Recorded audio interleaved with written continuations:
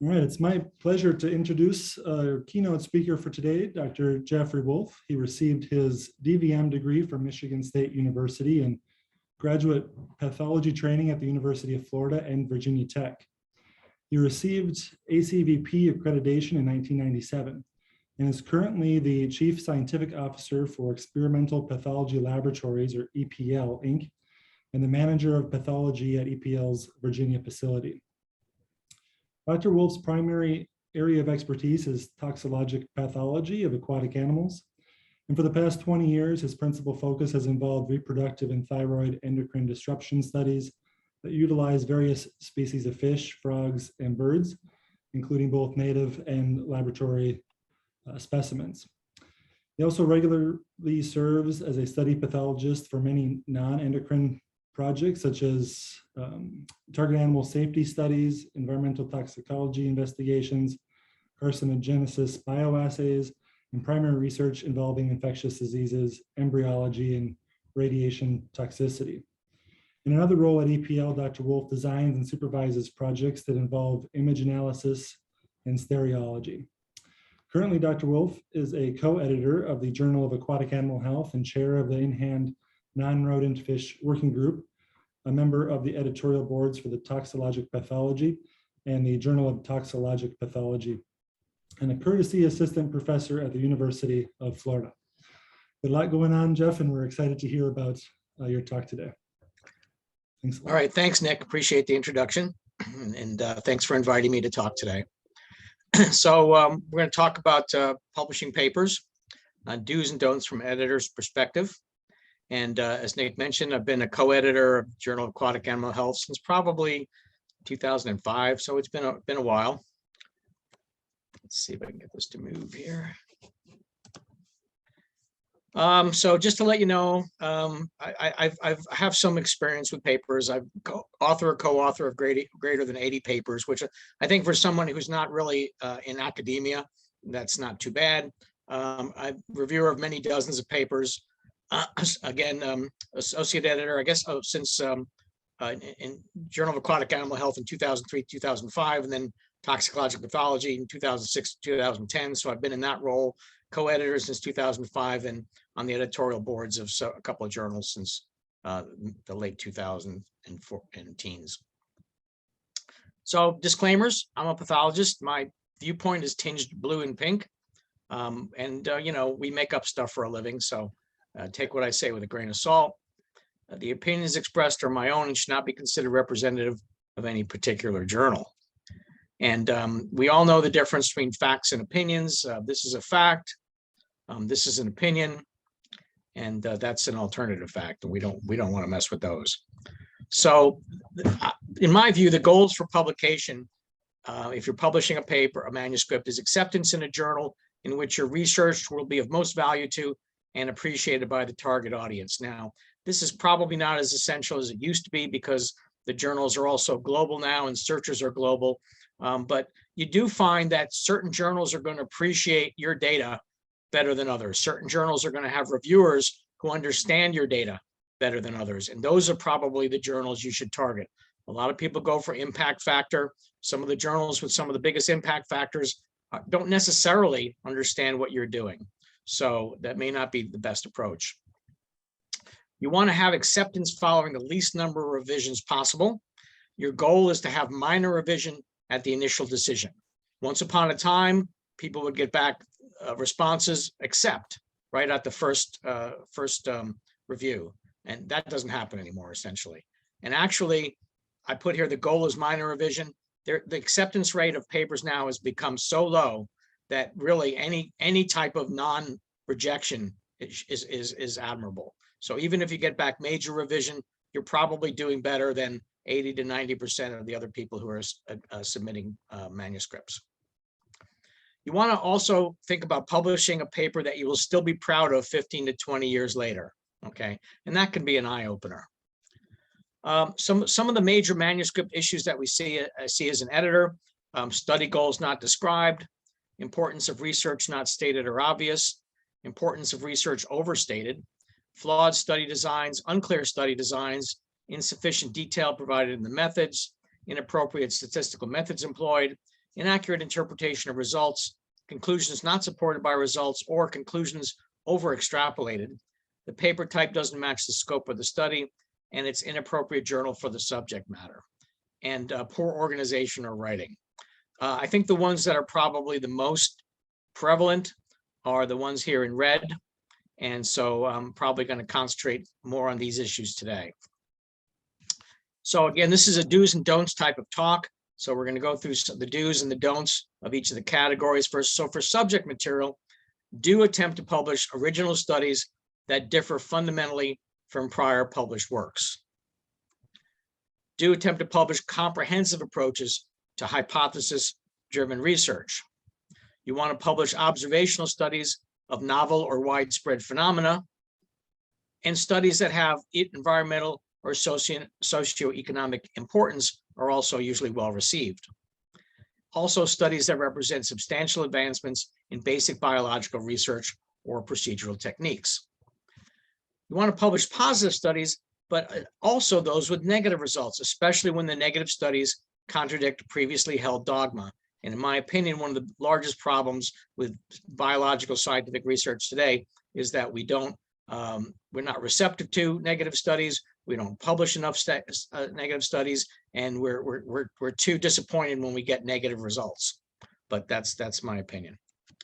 You want to avoid submitting the same study replicated in yet another fish species unless the species difference itself is fundamentally important. We all know what we're talking about here, where we see somebody uses a therapeutic agent A, and they use it in fish species B, and then they publish in fish species C and D and E and F and G, and basically it could have all been one study. Avoid submitting piecemeal components of a single large experiment, okay? Because reviewers often like that. Authorship. Do include as co-authors people who contributed substantially to the writing of the manuscript text. You want to include people who contributed substantially also to the generation of data. And yes, even if they were paid for their service, if they contributed to the generation of the data, in my opinion, they should be included as co-authors. I think it's good to include the faculty member who mentored you through the research and manuscript writing process. There's some debate about this, but that person often is fundamental in your ability to produce a high quality manuscript. Who shouldn't be included as co-authors, in my opinion, are people who merely reviewed the manuscript, people who helped with the data presentation, and external funding sponsors, okay? And I think those are ideal folks for acknowledgements. So organization, writing style, and grammar. Creating a manuscript is not a prose contest. The primary objectives are clarity, precision, and brevity. Every sentence that you create should be understandable. Every sentence should have unambiguous meaning. And it's best to avoid using vague words such as some, a few, and several. And we all do this, and I do it myself. But as much as you can avoid that, you're better off. So for example, you see sentences like this sometimes in manuscripts. Some of the samples were used for biochemical analysis. The rest were saved for PCR. Well, you conducted the experiment. You should know how many. So instead, you could say something like liver samples from 10 fish were used for biochemical analysis. Livers from the remaining 10 fish were saved for PCR. That way, nobody has to guess what was used for what. Sentences should use as few words as needed to achieve clarity and precision. However, even though I said it's not a prose contest, manuscripts with superior organization, writing style, and grammatical accuracy will generally earn faster acceptance with fewer revisions. So keep that in mind. And also remember, each published manuscript is an expression of your scientific writing ability that will be accessible worldwide in perpetuity. Okay, so when you submit a manuscript, this is a representation of you as a scientist. No pressure. Do form complete sentences when you write. Give your readers a break.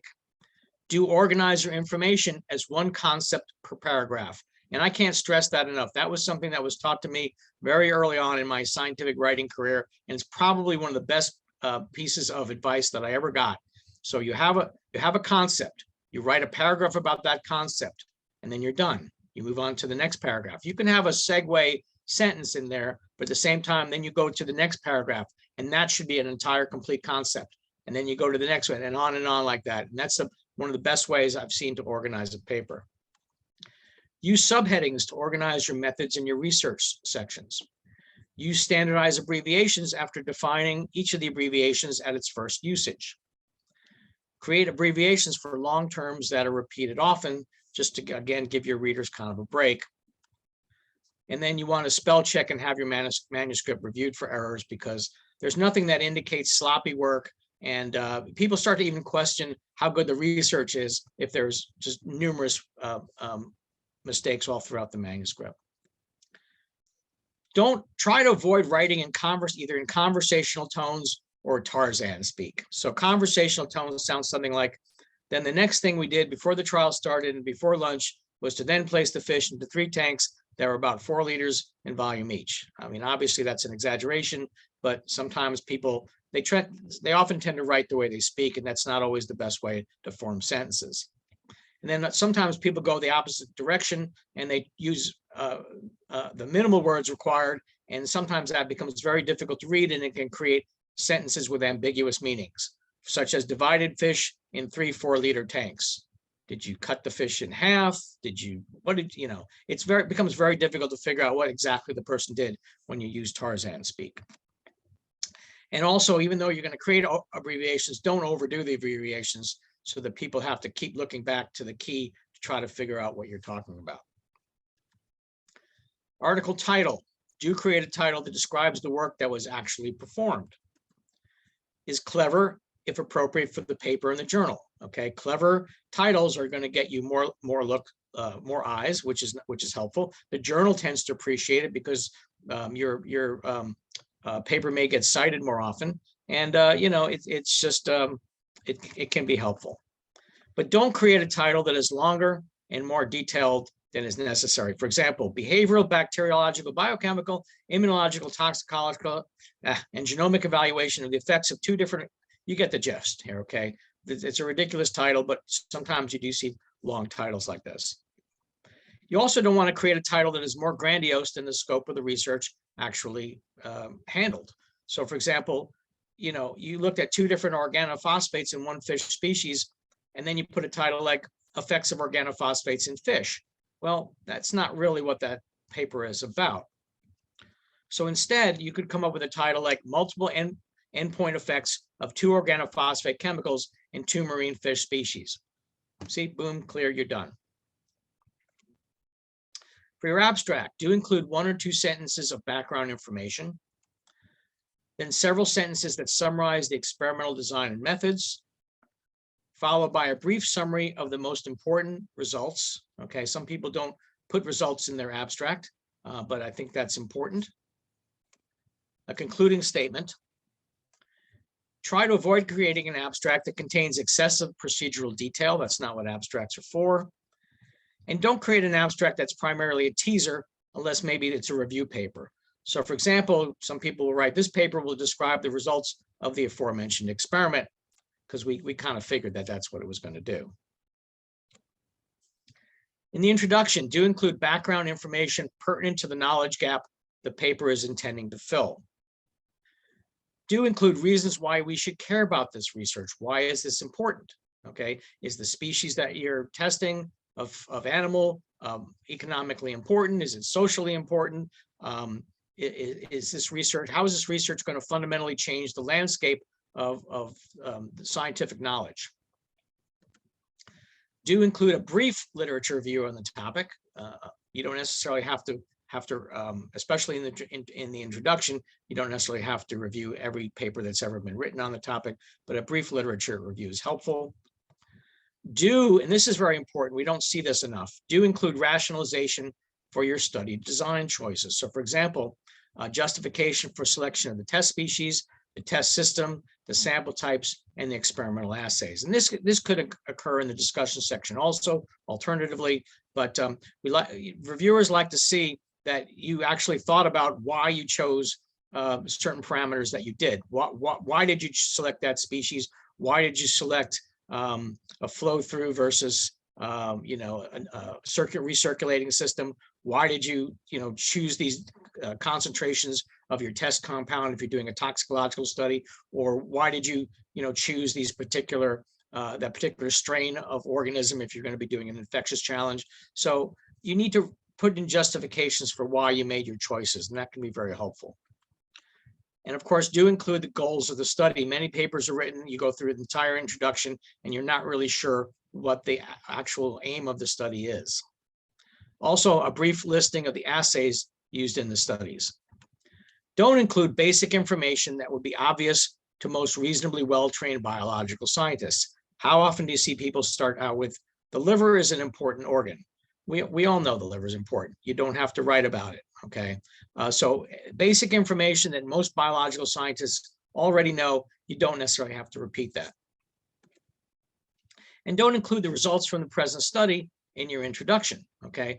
The entire manuscript should almost be like a story where you're starting out, you're setting the scene, and then you're going into the mid part of the story, and then you save the results for the punchline. Materials and methods do include sufficient detail so that someone else could potentially replicate your research. I'm sure you've all heard that before. It's difficult to do. In most cases, realistically, it's almost impossible to accurately repeat a study based solely on what was put in someone else's manuscript, but do your best to try to achieve that goal. And reviewers rarely complain about too much detail. Occasional reviewers will, but most of the time, it's too little detail. Do include specific product or equipment information for items that might affect the study outcome if other brands or types were used, okay? So if whatever the item that you're talking about is, whatever the piece of machinery or whatever the supply is, if it's something that is fairly generic and it doesn't really matter to the study, you probably don't need to put it in there. But if you're using a piece of machinery and someone used an alternate piece of machinery, and depending upon which piece they use, you might get a different result, then you should definitely put in the brand, the manufacturer, etc. Do include sufficient detail to assure readers that all controllable variables were controlled and are monitored. And this, of course, is one point where reviewers often are sending back very critical reviews of studies. Do include indications of procedures used to minimize sampling bias, and do understand the difference between impartial or arbitrary sampling versus randomized sampling, okay? You'll often see some people say, we sampled randomly. Well, technically, if you sampled randomly, that means you use some sort of mathematical method to ensure that sampling was truly randomized. So you use some sort of randomization chart or use some sort of software program, but often that's not the case. In most cases, what people actually mean is we did impartial or arbitrary sampling where we just tried not to bias it as best we could, but realizing that you still can bias it. So for example, the classic example is you're netting fish out of a container, and that's the way you're selecting them, and you're saying, well, we did it randomly, but you know what?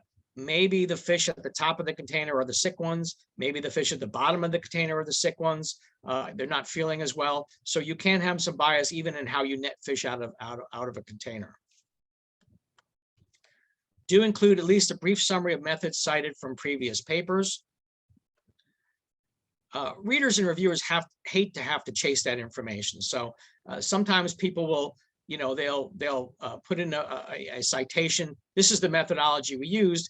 And then somebody goes back to that paper and they cited somebody else, and it goes on. And it's very difficult to determine what the original methodology actually even looked like. So readers hate to chase that. So if you can at least briefly say, we followed the methods of such and such. Briefly, this consisted of such and such and such and such. So at least they have readers have an understanding of what you did. Do include tables and diagrams that illustrate the experimental design. And this is something that's not done enough, in my opinion, in many papers. You want to include the numbers of animals sampled and tested for each phase of the project. So sometimes you may have started out with so many animals in a project, but they didn't get that entire set of animals didn't get used for the entire study through each different phase. Okay, you might have used a certain percentage of animals for one endpoint, percentage of animals for another endpoint, but that needs to be spelled out in the paper, and a lot of times it isn't. So why is this important? Why is it important that the reader understands how many animals you used for each phase of the study? So here's two different studies, okay? They came out with the same results and its sex ratio. And you can see here females versus males. But let me ask you something. Which of these two studies would you trust more if I told you that for this study, the N equals 6, and for this study, the N equals 60? Obviously, N equals 60, you're going to think of that as being much more reliable data than if the N equals 6. Somebody said experimental design tables are wonderful. Actually, that was me. So this is an example of an experimental design table that we published in ToxPath in 2015. It's kind of a clunky version of it. I wouldn't actually use that one. Something that's a little bit more streamlined might look like this, okay? But when you look at this, you've got a lot of information right there that you don't have to explain in the text. You've got the nominal concentrations, the number of replicate tanks per concentration, the number of male fish per replicate, the number of female fish per replicate, and the total number of fish used in the study. A lot of explaining you don't have to do, and a lot of responses to reviewers that you don't have to address if you do this. Here's a really nice experimental design table. This came from Mac Law, and it's actually, you know, it's beautiful. It provides the information you need. You see what the test compounds that were used. You see what the actual concentrations were. You see the periods of time when the sampling was performed and the numbers of animals sampled at each time point. Plus, you've got nice footnotes that tell you what everything means. So this is the way you should do it, in my opinion. Here's another nice example of experimental design tables and diagrams. Sampling diagram for a life cycle study. Life cycle studies can be quite confusing if you're trying to just explain them in a text form. So it's really helpful to have nice diagrams such as this. Even your containment systems, if they're confusing and if it makes a difference to the outcome of the study, hey, this could go in the supplemental material, but this helps the reader to envision what you're talking about when you try to describe what your containment system looked like. And this author even took it a step further. This Harai et al. 2006 actually provided a diagram of how the fish were sectioned during microtomy for histopathology, which is maybe a little overkill, but doesn't hurt. Statistical analysis. Do consult a statistician before you start the study. The last thing a statistician wants to have to do is get a call. Hey, we just finished this study. Here's the results. Can you help us do stats on the study? And they're going to say, why didn't you call me first so we could design the study in a way that gives you the best power for figuring out your answers? Do understand the definition of replicate, okay? And we're going to get into that shortly. Do understand that not all statistically significant results are biologically important, and that not all important results are statistically significant. And this is actually somewhat crucial. You can have very, very rare findings that are not statistically significant, but you know what? They're very, very rare. They would not happen under normal circumstances, and thus they are important to your study.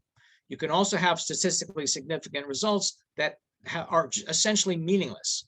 So for example, let's say you have decreased necrosis in one group of fish versus another. What does that mean? You know, it's a good thing. Maybe that's a therapeutic outcome, but it certainly doesn't indicate any kind of toxicological outcome or infectious disease outcome that's negative. Do you understand that statistical significance of P equals less than or equal 0.05 is to some degree arbitrary? Realize, however, that statistical significance is meaningful for ruling out chance occurrence. So we use it for a reason. Don't spend 3/4 of the discussion on results that are not statistically significant unless there's a very good reason why that's justified. Replication. So you'll see this often. This is very, very common. The experiments were conducted in triplicate. Does anybody know what that means? I don't think anybody knows what that means. It could mean there were 3 tanks for each control and treatment concentration, and as much as feasible, variables were controlled so the conditions among the 3 tanks were essentially identical. Okay, that comes to mind. That might be one meaning. Or it could mean there were 3 tanks for each experiment concentration, except that there was 1 control tank. Or it could mean that there was 1 tank for each treatment, but the experiment was repeated 3 times. Or it could mean that there was 1 tank for each treatment, but the resulting specimens were analyzed 3 times. So you have to be specific as to what you actually mean by the term replicate. So why do we even include replicates in the experimental design? We probably all heard that you should have replicates. You should have somewhere between maybe 2 and 4 replicates if you're doing a challenge study or a toxicological study. 2 or 4 replicates between groups. Why is that important? Well, I'll give you multiple choice answers. A is everybody knows you need replicates. B is my boss, professor, mother told me to. C is the previous investigator used replicates, so I guess I better. D is reviewers will not like my paper otherwise. E is in case some of the tanks crash. F is the tank is the statistical unit of comparison in most cases. And G is to ensure that differences between control and treated tanks are actually the result of treatment and not other uncontrolled factors. Now, if you answered F and G, you did pretty well. And I give you partial credit for E because that's actually true. It is helpful to have replicate tanks in case one of the replicates happens to crash for some reason. So again, the main answer is why do we include replicates in the experimental design? It's to ensure that differences between control and treated tanks are actually the result of treatment and not other uncontrolled factors.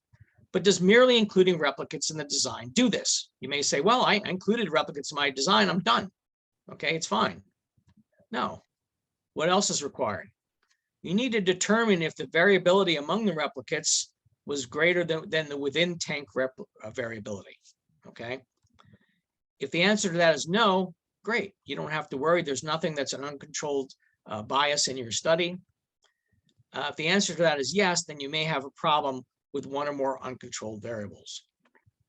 Either way, do report the results of this analysis in the manuscript with additional discussion if necessary. Okay, so you may analyze these replicates statistically, or you may actually do them by some sort of eyeball method where you just say, well, it appears that the differences were not great, but at least in the manuscript, you should talk about the fact that, okay, not only did we use replicates, this is the outcome we had in our different replicates. For results, do present complex results in well-designed tables and graphical figures. Do double and triple check study results and tables for accuracy.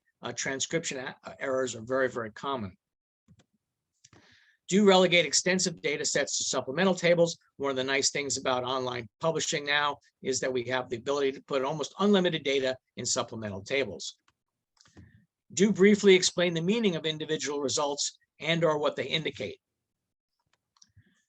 Don't discuss the big picture implications of the results. That's what the discussion section is for.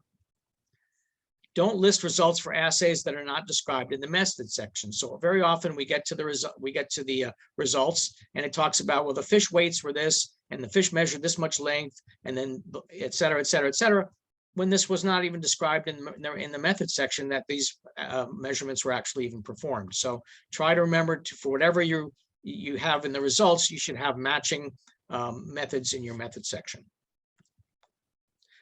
So for histopathology data specifically, because that's my area of interest, so my biggest area of concern, do recognize that short-term studies, that is studies 24 to 96 hours, tend to produce acute types of effects, while chronic studies, those lasting weeks to months, tend to produce chronic types of effects. What do I mean by that? Well, acute types of changes include hemorrhage, congestion, edema. Subacute to chronic types of changes include fibrosis, extensive cell proliferation, and neoplasia. So what do we see sometimes? Sometimes we see 96-hour studies where one of the results of the study is the treated fish had fibrosis. Well, fibrosis doesn't occur generally in 96 hours, at least not appreciably. Or a tumor developed in a 24-hour study. Tumors don't develop within 24 hours in most cases. On the other end of the coin, we also see 90-day studies where people are talking about edema. Okay, by 90 days, if there's any edema initially, it's resolved by then. The fish is either dead or they've acclimated to it. So you're not going to see that. You're not going to see acute hemorrhages at the end of a 21-day study usually. Okay, but people report that as though they are pathological findings. In most of the case, they're not really true findings. Do include at least one environmentally relevant test concentration with supporting citations. Something that kind of drives me crazy a little bit personally is people do toxicological studies, for example, and they do them well above any types of concentrations the fish are ever going to meet in the natural environment. I don't know. I don't understand the sense of that. Some of that is because the LC50 is used as the initial starting point for figuring out what your test concentration should be, instead of working upwards from environmentally relevant concentrations. I think that test concentration should actually work upward from environmentally relevant concentrations, but that's another debate. Don't conduct studies at or near the LD50. Okay, you can conduct an LD50 study, but if you're doing histopathology, for example, don't save the tissues and don't evaluate them because it's almost a waste of time. The findings that you observe will more likely reflect the near-death status of the fish as opposed to effects characteristic of the test compound. And most of the time, or often, there are no findings to be observed. Now, sometimes people will still find findings, but most of the time there aren't any findings to be observed because what's happening is more biochemical, physiological, metabolic, and it does not even have morphologic consequences. Do record the prevalence, both the prevalence and severity of histopathologic findings. So here's a nice example of that right here, where you can see 3 different types of findings in the testis, and you can see both the prevalence and the severity. Sorry, going back for a second.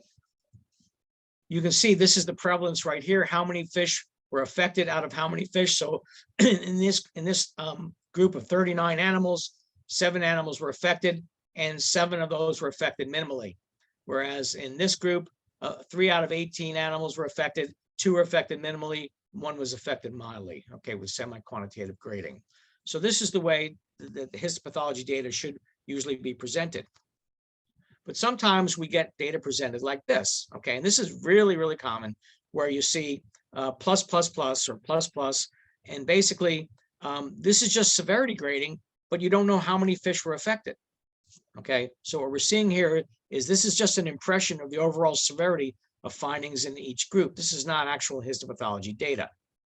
There's no way to tell how many fish per group were affected, prevalence. It would be really unusual for every fish in a group to be affected to the same extent, or even affected at all. Here's another example of inadequate data presentation. This came from an actual paper. They invented a term called MAV, which appears to be an invented statistic with no actual meaning or formula. And if you go back actually to the paper that they cite, which cited another paper, it still doesn't explain where they got the term MAV. It means mean assessment value, but nobody knows what that really means or where they got the numbers for that. Other problems with this particular histogram, the scale was 1 equals no abnormalities, 2 equals mild to moderate, and 3 equals severe.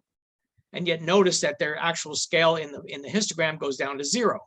Well, between 0 and 1, those data are nonsense. And actually any data above grade of 3 is nonsense. So that's really what their results should have looked like. Do describe criteria used for lesion severity grading in the method section with photomicrographic illustrations if helpful. This is again for histopathology data. Do include high quality photomicrographs for each treatment associated finding. Do clearly indicate which findings were considered treatment related and which were not, which were considered background findings. And don't present histopathology results as descriptive findings without any data. It's no longer the 1950s where that was acceptable. You need to show your work. So you may see in some papers, in the exposed fish, hepatocytes were swollen and had vacuolated cytoplasm. In some cases, hepatocytes were necrotic. Those observations were most severe in animals exposed to the highest test concentration. Well, this sounds pretty nice, but it's not really a very good representation of what went on in the study. Because based upon this description, you could think the results look like this, okay? That would match the description. How often do biological results ever look like that? Most of the time they don't. Most of the time they look a lot messier.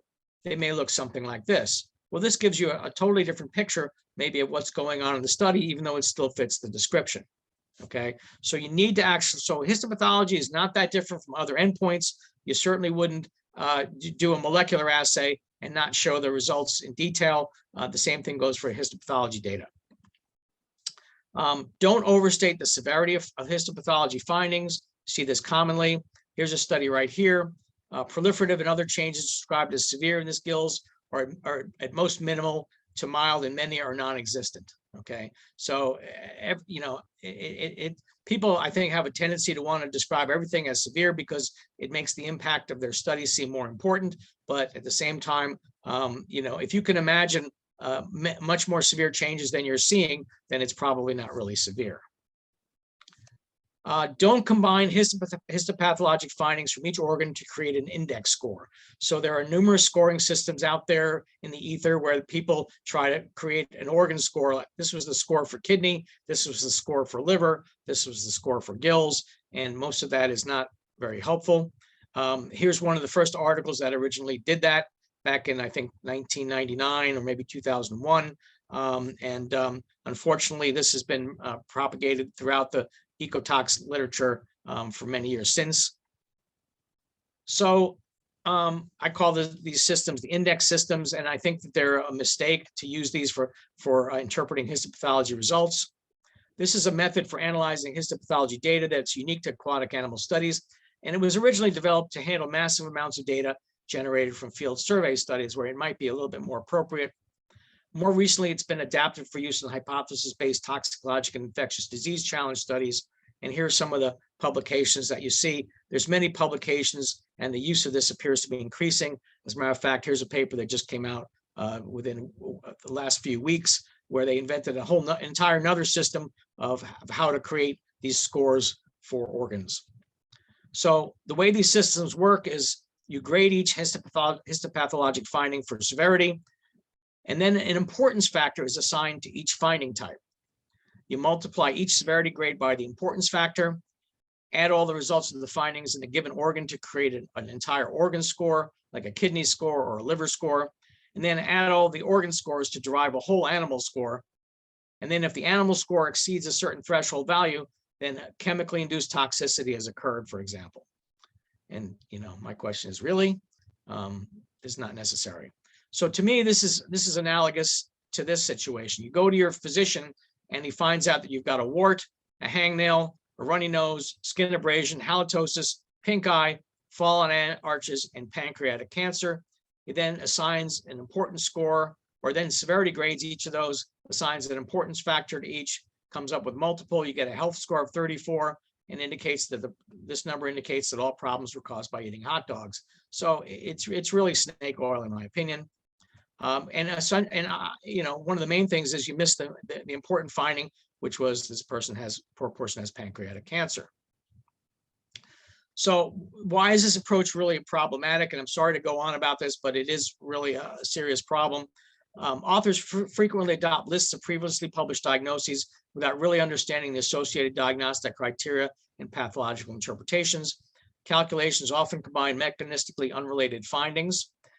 So for example, you may have a finding in the gills, and it gets combined with another finding in the gills, and the pathogenesis of each of ththose two findings is totally unrelated. You may combine that with a third finding in the gills. It's actually a background finding that had nothing to do with anything, and then a number is created at the end.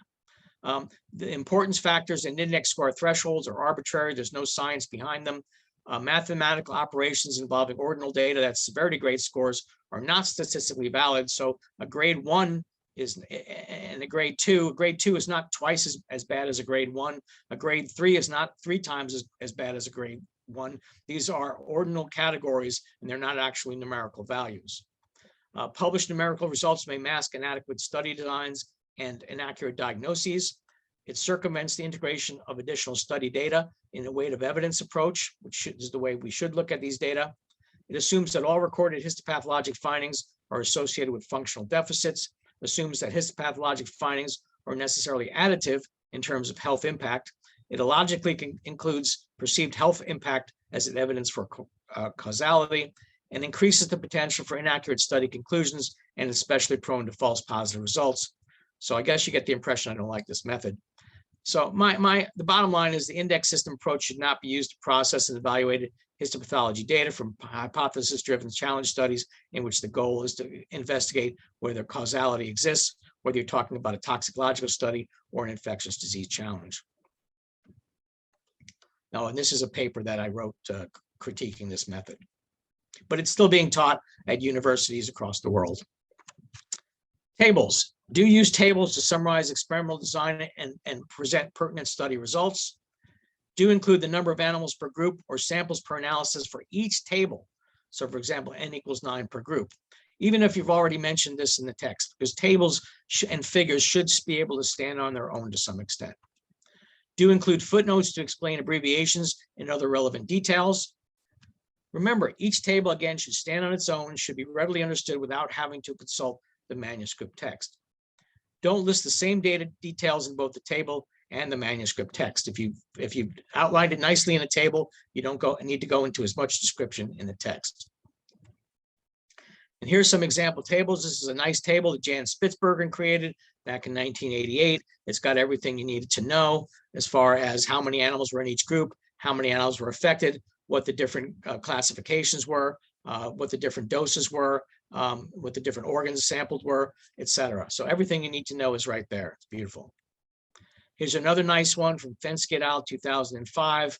Again, everything you need to know right there. Nice footnotes. So number of animals in each group, how many animals were affected, what the percentage affected were. That's a nice touch. Footnotes. And then they even talked about replicates. They said the data of the replicates were combined since they didn't differ significantly. So this is what I was talking about before. Not only did they include replicates in their experimental design, they actually went back and looked at the results of the different replicates to make sure they didn't differ significantly. Do use graphs to compare and contrast quantitative or semi-quantitative results from various treatment groups or various collection sites if you're doing a field study. This is from Morthurst et al. 2010. Here's Asakura et al. 2014.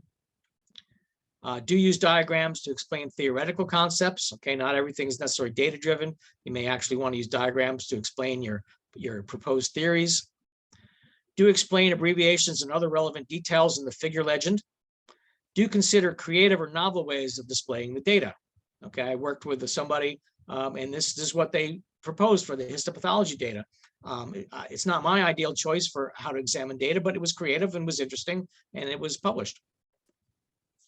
Don't use graphs that require extensive mental gymnastics. Okay, if you show it to several people and they have a hard time figuring out what's going on, it's probably not the best way to display the data. Don't present data as percentages without indicating the absolute numbers represented. Okay, so here's an example right here. Failure to indicate the number per group. You've got this graph right here that's showing you the percent of positive cells that stained with the tunnel assay. Okay, and you've got this entire long area of footnotes, and not once in the footnotes they actually talk about how many animals per group were used. Okay, so how many fish were evaluated per treatment group, how many sections were evaluated per fish, how many cells were counted per section. None of that information was available either in the footnote or in the text anywhere. And additionally, these images are not great, and I'm not sure I trust the results, but that's beside the point. Here's another example: failure to indicate number of animals per group. Again, extensive footnotes, and all they had to say was n equals something for each of the groups, and they didn't add that. How many fish were evaluated per treatment group? Should be able to determine the number per group from the table or legend. Sex ratios. N equals, we don't know. Here's another one from Holbeck et al. 2006. And this is all they did. They just put the number of animals they sampled right there in the diagram. It's beautiful. That's all you had to do. How long would that have taken? Maybe 5 minutes?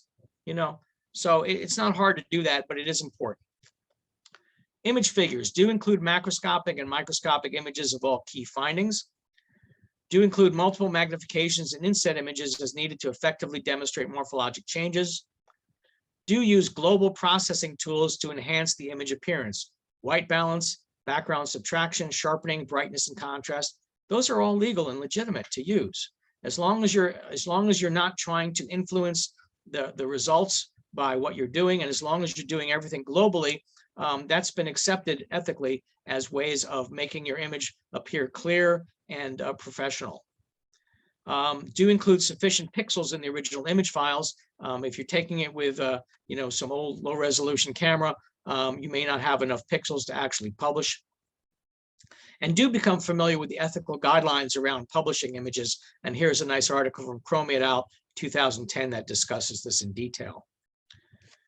Do not perform local enhancements. Do not do any kind of erasing or color highlighting or anything like that. That's a no-no. And don't perform manipulations that alter the data in any way. And that should be fairly clear. So poor versus good quality figure images. I hope you all realize that these are all poor. It's even hard to describe how many problems there are here, from dark images, out of focus. This right here, this is just dirt. They didn't take the time to just clean the slides before they photographed them. And then, how could this actually be acceptable to anybody when they see this image? So take the time, create professional images, get help if you need to. Some journals will actually help you improve your images. If you submit to, for example, toxicologic pathology, there's an editor there whose her entire job is to help you create better images to publish. So white balance issues on the slide, white balance issues, dirt on the slide, out of focus, dark out of focus. This is one I published. This is kind of funny. I published this on purpose to show what a bad image looks like. White balance issues, lighting issues, dirt on the slide, magnification too low.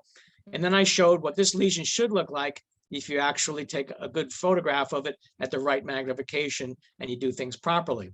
Now, when I first tried to publish this comparison, the reviewer came back and said, first the illustrations editor said, "You really sure you want to publish that image?" I said, yes, because that's supposed to be an example of what you're not supposed to do. And then I had a reviewer say, well, I don't believe that any images that people submit are really that bad. But then, of course, we look at some of this stuff here and you realize that, yes, what's submitted sometimes is that bad. Now, the images don't have to be spectacular and in Technicolor to be good images. Here's an example right here from Lang et al. 2008. And here they used the appropriate magnification. It's sharply focused. All the structures are recognizable. It's superbly annotated. There's no tissue or photographic artifacts. It's just beautiful. And it doesn't even have to be in color. Moving to the discussions and conclusions, do address all study findings, even those that may not support the initial hypothesis. And we know what we're talking about here. Sometimes people will focus on the study results that came out the way they wanted them to, and they'll kind of, the results that didn't exactly work out get a back seat. Do discuss limitations of the study design and or conduct. Do discuss whether the study goals have been met. Reviewers really like to see that happen. Do discuss potential areas for future research. Do recognize that your results should only be considered true for a specified set of control conditions. So you didn't just conquer cancer with your one little study. Sorry, I didn't mean to minimize your study, but do recognize that what you're doing is really specific for that particular set of circumstances under which you conducted the study. It may not hold true for every other set of circumstances. Don't merely rehash the results in your discussion and conclusions. Don't include a massive literature review in order to transform a brief citation into a full-fledged article. Reviewers see through that. It doesn't work. Don't draw conclusions not supported by the results or the literature. I guess that should be obvious. Don't speculate without indicating that you're speculating. It's okay to speculate. It's okay to come up with theories, but you should indicate that that's what you're doing. Don't treat them as though they're facts without references. And don't overinflate the socioeconomic or scientific impact of the results. So, for example, this report documents the first ever recorded discovery of a newly identified novel imaginovirus in migratory prepubescent male left-eyed spring flounders collected by electroshock nocturnally in mid-June from an uncharted tributary. It is hoped that the data forthcoming from this research will eventually lead to the restoration of global fish populations. Obviously, that's overstating the importance of your results. Citations and references. Do include a citation for every declarative statement of fact that does not constitute basic scientific knowledge. Do cite the original reference whenever possible, not another paper in which the original is cited. You may sometimes find that the original citation or the citation that you're looking at is wrong, and you go back to the original paper, and that's not what the original paper was saying at all. Do actually critically read your cited references, not just the abstracts. Okay, raise your hand if you've never done this. Yeah. I think everybody has been guilty of this in the past or guilty of this at times, but it is important to actually read your references and not just the abstracts. Don't include 12 references for a statement when 1, 2, or 3 would suffice. Okay, usually 3 references is probably the most that you usually need. You don't need 12. However, if you make a statement like many authorities believe, you're somewhat obligated to provide multiple references rather than just one. Plagiarism. Do understand that previously published concepts should be appropriately attributed. Do understand that all passages copied verbatim from other published sources must be in quotations and appropriately attributed. Do recognize that these rules apply even to your own previously published papers. Now, one thing I understand as an editor is there's only so many ways to optimally write your method section. Once you've stated it, it's very difficult to go back and restate it in a way that's as good as the first time you talked about your methods. If you're using the same methods from one paper to the next paper to the next paper, but you need to do the best you can because some journals will not appreciate it if the methods come out the same. And nowadays, everybody's using plagiarism software, and what happens is it'll return a lot of hits on your paper that go back to your previous paper, and then you'll get dinged for that. For me personally, if people want to repeat small passages of their method sections in their next paper, I don't get too bent out of shape about that. Again, do be aware that publishers routinely use sophisticated software to identify plagiarized statements. And they also use sophisticated software to recognize altered images. And what more can I say? Don't plagiarize. Suggesting reviewers. Okay, sometimes you're given the option to suggest reviewers. Do suggest a few reviewers if given the opportunity. You may be more aware of the editors as to who is best qualified to evaluate your paper. And the editors sometimes appreciate the help because it can be very difficult to find knowledgeable reviewers, especially for very specialized topics. Do suggest reviewers outside of your institution. Editors are more likely to select those, and you're more likely to get a review that's helpful. You know, it's nice to get reviews that are supportive of you, but it doesn't really help you that much. Do realize that editors are not obligated to use any of your suggested reviewers. And don't request that a specific reviewer not review your paper unless you're certain you cannot get a fair review from that person. And that happens. And if that's the case, then go ahead and suggest that that person not be a reviewer. When you're handling revisions, do address each comment on a point-by-point basis. Do make corresponding clarifications in the text. Sometimes people will say, they'll respond to the comment, but they won't have changed anything in the text. Reviewers are not just asking these questions just most of the time for their curiosity. They actually want you to make changes in the text to correspond to, to demonstrate that you've addressed the issue. Do use track changes to indicate text revisions. Do feel free to respectfully disagree with a reviewer if necessary, with a detailed explanation that supports your point of view. You're not obligated to accept every single comment and criticism that the reviewer has come up with. The reviewer may not understand your work as well as you do. There may be things that you can bring out. Don't get defensive about it, but at the same time, you need to stand your ground at some points. But choose your battles, okay? If it's some minor wording and it doesn't matter one way or the other, just go with it. Do recognize that 75 to 90% of suggested revisions will improve the quality of your paper. That statistic just comes out of nowhere. I just made it up, but it's probably roughly true. But do recognize, I know none of us really enjoy getting back revisions or comments from reviewers. At the same time, most of the comments will actually be helpful and constructive. If necessary, notify the editor and request an extension before the due date for your revised manuscript comes up. And again, don't get defensive. Assume that the reviewer is asking, and don't assume that the reviewer is asking a question merely for his or her own interest. Actually respond and address the question. So here's an example. Reviewer comment, why did you sample the liver, kidney, and spleen?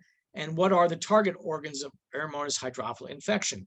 And someone might respond, well, because they are hematogenous organs and the targets of many systemic infections. And that sort of sounds okay, but you didn't actually modify the manuscript text to include the justification for sample selection.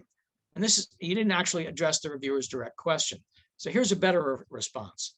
Modified manuscript text, page 12, to indicate that the liver, kidney, and spleen, in addition to intestine, skin, heart, gonad, and pancreas, are common target organs for A. hydrophila infection, and 2 references. Boom. So ending this talk now, the question comes up: why is any of this important? Why am I taking this too seriously? Do we need to be as concerned about this as I seem to be?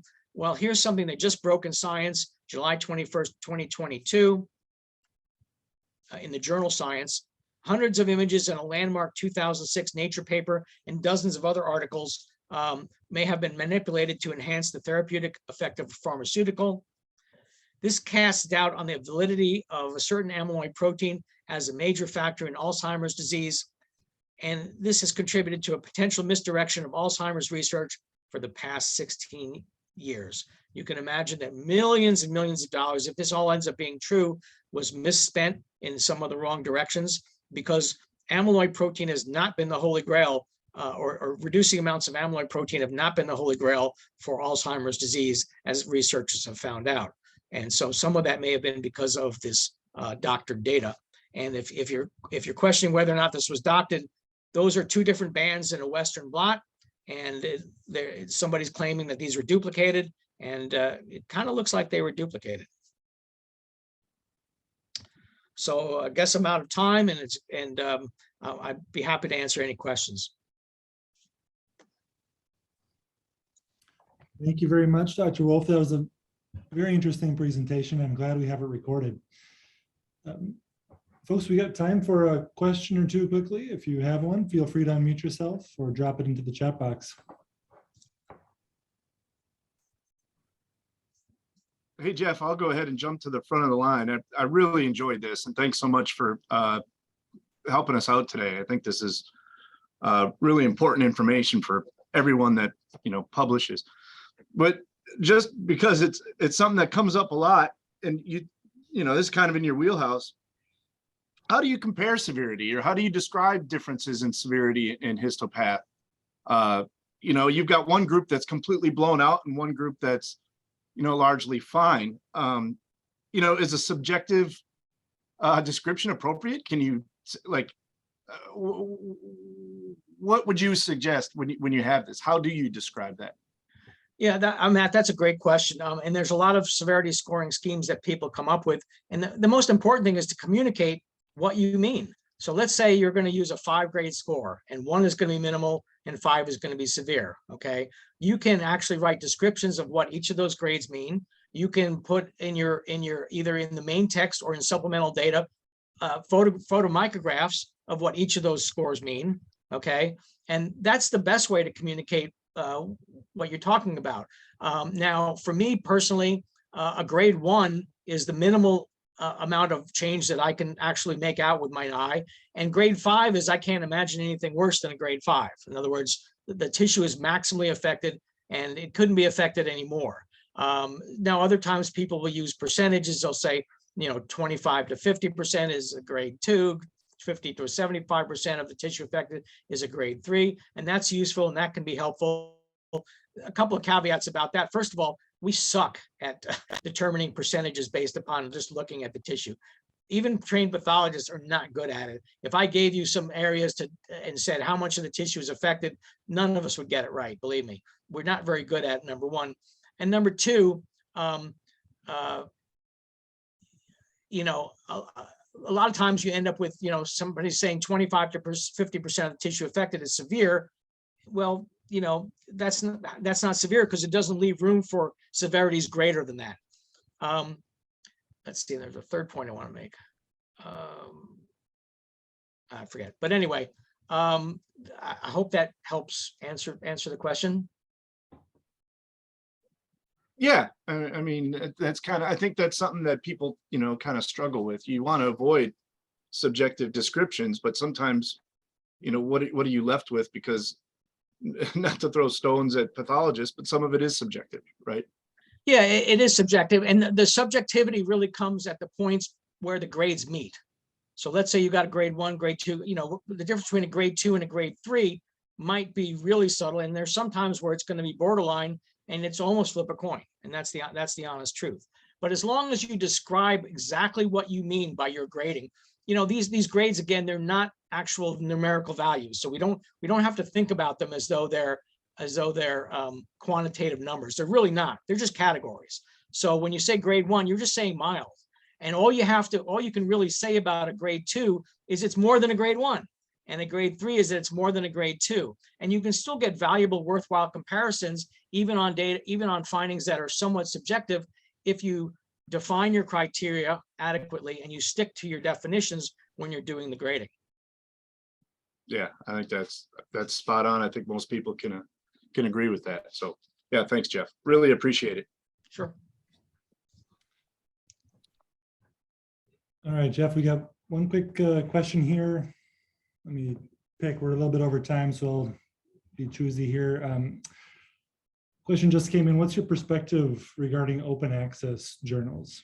Maybe a building on that, some of the newer journals that might be sort of in that predatory category. Yeah, so I think it's a double-edged sword. It's nice to be able to get information out there. It seems like access is becoming more open anyway. So even in journals that are not, wouldn't consider them at first glance open access journals, a lot of people are publishing open access now. It's almost becoming more rare to find articles that you can't retrieve than those that you can. So the trend seems to be moving that way anyway. I have more of a problem with the pay to publish journals than open access, because I think that formula means that often they're not getting as critically reviewed as they could or should be. And the critical review process, as imperfect as it is the only thing keeping us between preventing, it's the only barrier between us and chaos, essentially. That's kind of my opinion. I think it's a good thing then that it gets the data out where people can actually use it, and the information where people can use it. But at the same time, we have to really preserve the peer review process, because again, otherwise just about everything gets published. Unfortunately, there's so many journals now and so many avenues that pretty much everything does get published somewhere or other. And unfortunately, some of it is they're manuscripts that probably shouldn't be, but it's hard to crack that nut. All right, well, you gave us some great advice on how to help solve that problem. So thank you very much, Dr. Wolf, for the presentation today. And thanks everybody for tuning in. Well, thanks.